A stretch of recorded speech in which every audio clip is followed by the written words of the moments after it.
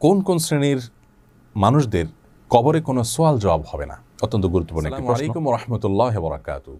আলহামদুলিল্লাহ ওয়াসসালাতু ওয়াসসালামু আলা রাসূলিল্লাহ বাদ। সুপ্রিয় দর্শক শ্রোতা ভাই বোন, আমাদের একজন সম্মানিত দর্শক প্রশ্ন করেছেন যে কোন কোন শ্রেণীর মানুষদের কবরে কোনো সোয়াল জবাব হবে না?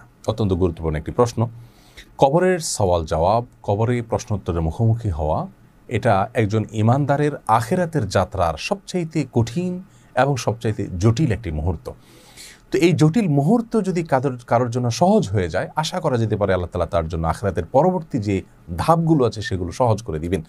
তো আমরা কোরআন এবং হাদিস ঘেঁটে দেখতে পাই যে 5 শ্রেণীর মানুষ রয়েছেন যাদেরকে আল্লাহ রাব্বুল আলামিন কবরে কোনো প্রশ্নোত্তরের মুখোমুখি করবেন না, অর্থাৎ তাদের জন্য ভিআইপি হিসাবে কোনো প্রকার জিজ্ঞাসাবাদ ছাড়াই আল্লাহ তাআলা আলমে বারজাখ তাদেরকে পার করে দিবেন।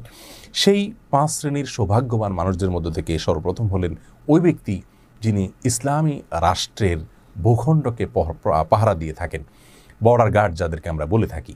তারা মুসলিম ভূখণ্ডের এবং মুসলমানদের এবং দেশের নাগরিকদের নিরাপত্তার স্বার্থে যে বর্ডারকে প্রহরা দিয়ে থাকেন, সে অবস্থায় যদি কেউ থাকেন তাহলে এবং এই কাজকে যদি তার কাজ বানিয়ে নেন এবং আল্লাহর সন্তুষ্টি এখানে আশা করেন এবং আল্লাহর কাছে সওয়াব আশা করেন, মুসলমানদের নিরাপত্তার বিষয়টা তার মাথায় থাকে, এসব দৃষ্টিকোণ থেকে যদি তিনি এই কাজটা করেন, আল্লাহ রাব্বুল আলামিন এই ব্যক্তির মৃত্যুর পর, এই অবস্থায় মৃত্যু হলে বা এই ব্যক্তির মৃত্যুর পর আল্লাহ রাব্বুল আলামিন তাকে কবরে কোনো সওয়াল জবাবের মুখোমুখি করবেন না।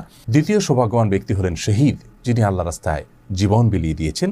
সে শহীদ ব্যক্তি সম্পর্কে সুনান নাসাঈতে বর্ণিত হয়েছে, মা বালুল মুমিনিনা ইফতানুনা ফিল কবরি ইল্লা শহীদ।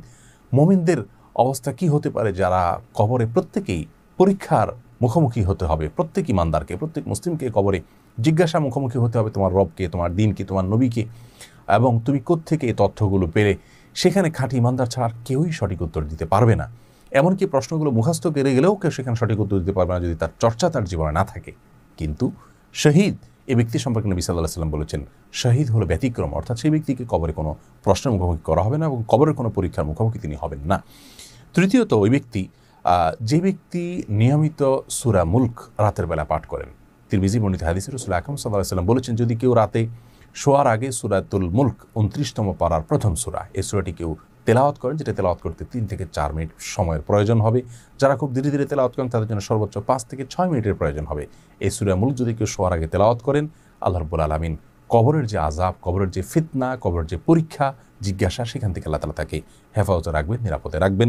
এবং এ সম্পর্কে নবী সাল্লাল্লাহু আলাইহি ওয়াসাল্লামের ভাষ্যটা হলো হুবহু হিয়াল মানিআ আল মুনজিয়া মিন আযাবিল কবর, অর্থাৎ কবরের আযাব থেকে রক্ষাকারী আমল এটি সূরা মুলক। 4 নম্বর আমল হলো জুমার রাতে এবং জুমার দিনে মৃত্যুবরণ করা, অর্থাৎ বৃহস্পতিবার দিবাগত রাত এবং আমরা যেটাকে শুক্রবার বলছি জুমার দিন সূর্য অস্ত যাওয়ার আগে, বৃহস্পতিবার সন্ধ্যা থেকে নিয়ে জুমার দিন শুক্রবার সন্ধ্যার আগ পর্যন্ত এই সময়ের মধ্যে যদি কেউ মৃত্যুবরণ করেন, এটা কারোর হাতে নয়, সম্পূর্ণ সৌভাগ্যের বিষয়। আল্লাহ তাআলা কারোর যদি এই সময় মৃত্যু লিখে রাখেন তাহলে এটি সৌভাগ্যের একটি আলামত। কিন্তু এখান থেকে আবার নিশ্চিত হওয়ার কোনো সুযোগ নেই যে এই সময় মৃত্যুবরণ করলেই লোকটা জান্নাতি। অনেক খারাপ মানুষেরও মৃত্যু এই সময় হতে পারে। স্বাভাবিকভাবে একজন ইমানদার অন্য সব দিক থেকে তিনি যদি পারফেক্ট থেকে থাকেন, তাহলে এই সময় তার মৃত্যু হলে এটি তার ভালো মৃত্যুর একটি আলামত হিসাবে ধরে নেওয়া যেতে পারে এবং এ ব্যক্তিও কবরের ফিতনা থেকে নিরাপদে থাকবেন বলে তিরমিজি বর্ণিত হাদিসে নবী আলাইহিস সালাম বলেছেন। 5 নম্বর, ওই ব্যক্তি যে ব্যক্তি পেটের পীড়ায় আক্রান্ত হয়ে মৃত্যুবরণ করেছেন।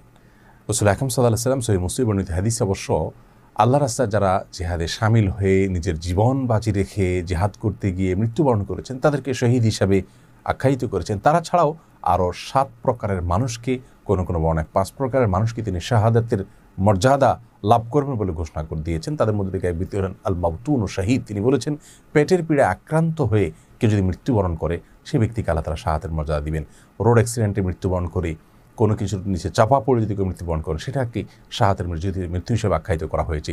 তেমনিভাবে কেউ যদি আগুনে পড়ে মারা যান, পানিতে ডুবে মারা যান, এই মৃত্যুগুলোকেও শাহাদাতের মৃত্যু হিসাবে, আকস্মিক এই সমস্ত মৃত্যুগুলোকে শাহাদাতের মৃত্যু হিসাবে রাসূল আকরাম সাল্লাল্লাহু আলাইহি ওয়াসাল্লাম ঘোষণা দিয়েছেন। তো এর মধ্যে একটা মৃত্যু নির্দিষ্ট করে পেটের পীড়া আক্রান্ত হয়ে মৃত্যুবরণ করা অনেক কষ্টের একটি বিষয়।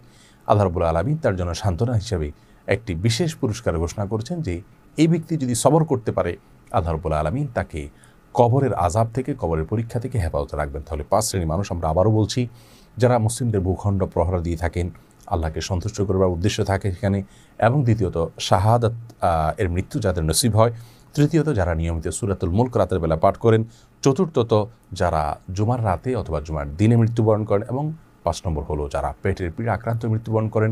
এই লোকগুলোর কবরে কোনো প্রকার সোয়াল জবাবের মুখোমুখি তারা হবেন না। আল্লাহ রাব্বুল আলামিন আমাদের সকলকে এই সৌভাগ্যবান মানুষদের কাতারে শামিল হওয়ার তৌফিক দান করুন। আসসালামু আলাইকুম ওয়া রাহমাতুল্লাহি ওয়া বারাকাতুহু।